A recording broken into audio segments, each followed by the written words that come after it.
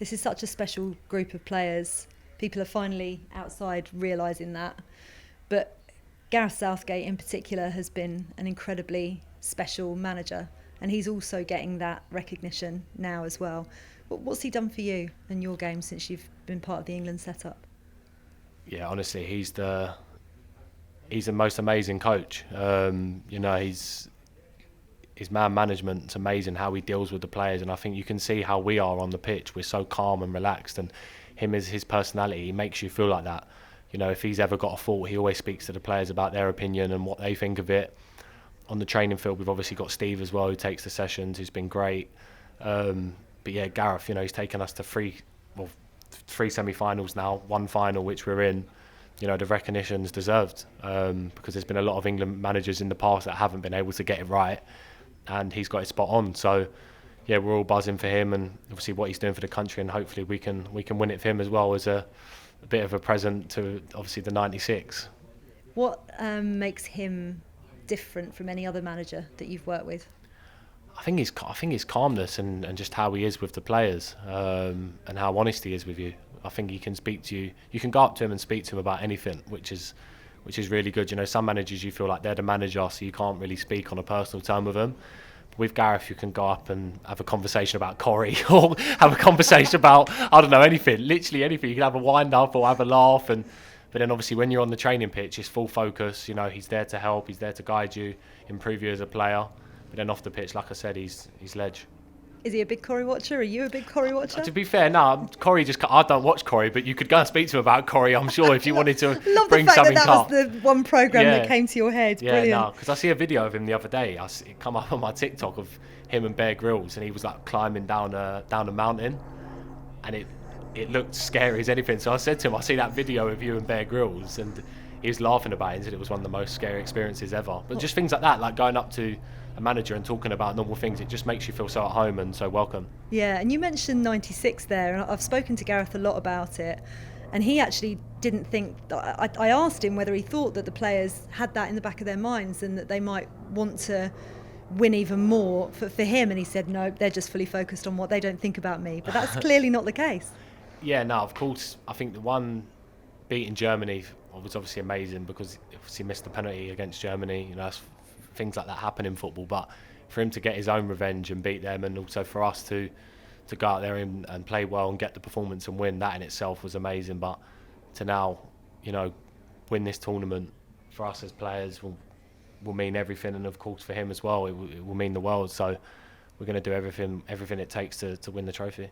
We'll get on to Italy shortly, but you mentioned Steve Holland there, and everyone behind the scenes, you think Chris Powell, Graham Jones, Martin Margetson, physios, etc. They kind of go very much under the radar, don't they? But what do they do that helps you, and how important are they to what you've got here? Yeah, I honestly can say, like, if we didn't have them people like around us and helping, like, we wouldn't be near the final. The level of detail that we go into on things is like elite level. It's elite level stuff, and whether that's recovery stuff, like we've got a movement coach called Suzanne. Like, she gives 110% every session to us, and obviously us after games, we're knackered, we're having to lie down and do loads of stuff. Some lads are tired, but she's giving everything to us to try and help us, make us feel better.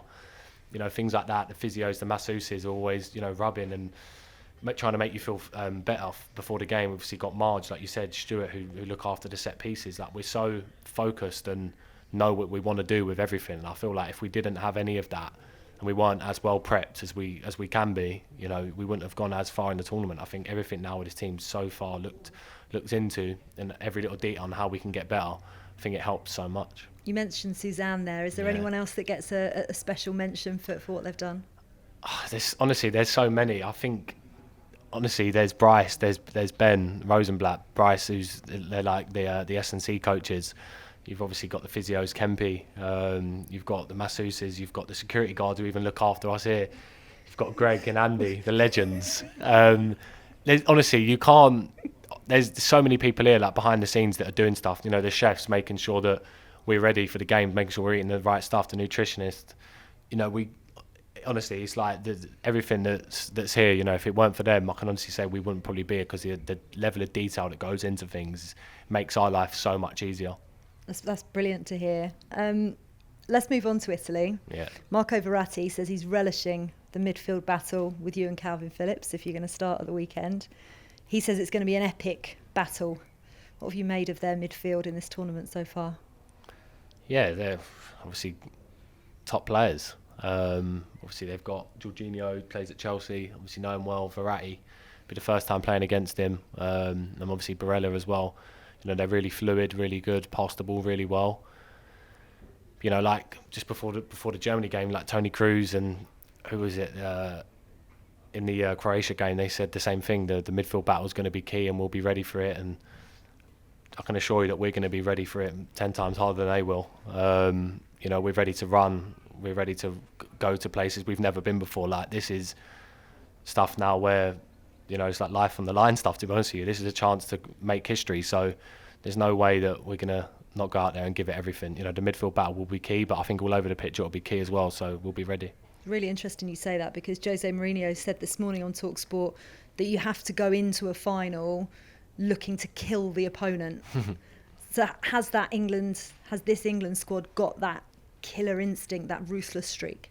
Yeah, definitely. And I think if you didn't have that ruthless streak, or you didn't think like that going into a final, you know, I don't think you'd be preparing right. I feel like when you're on that pitch, you know, there's no friends out there. You know, it's you versus the opponent. You want to do everything you can to better him, and there's no way he's going to walk off that pitch knowing that he's done better than you. You know, that's my mindset. And hopefully, obviously, after the weekend, we can come off with a big smile on our face, knowing that we've given everything for the last 6 weeks, and obviously the rewards at the end of it. 33 games unbeaten, yeah. They are now. How daunting do you see that, or do you see it very much as we're going to break that?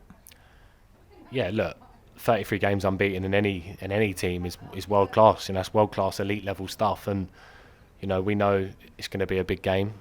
Of course, we know their record and what they're doing, the players they've got, but also there's stuff to fear about us as well. And we know, look, we're going to be ready to go out there and show our qualities, and of course try end that streak for one, but of course to win the final. And I think that's the only thing in our minds, you know, to be focused, be humble, but go out there and have that instinct that we're going to go out there and win.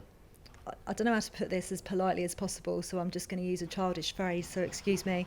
But they have become known for some poo-housery, haven't they, across this tournament? How are you going to keep a cool head if you see the rolling around or the waving of cards, something like that? Is it something that you've talked about? Nah, to be fair, we've not really spoken about it as players. Me, myself, you know, you come up against that all the time in the Premier League. You know, it can become frustrating. Maybe it's a game plan of theirs, you know, to slow the game down, game management type of stuff.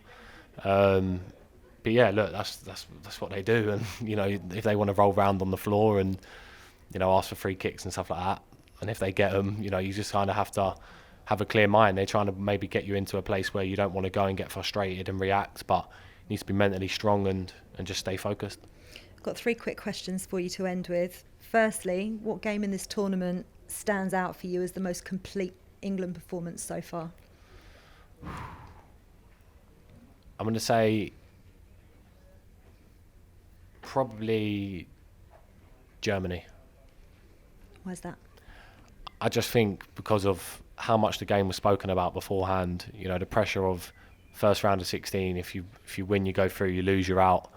See, us being at Wembley, it was just a massive game, and to win 2-0 against them, you know, it was special. We defended so well and obviously scored 2 great goals.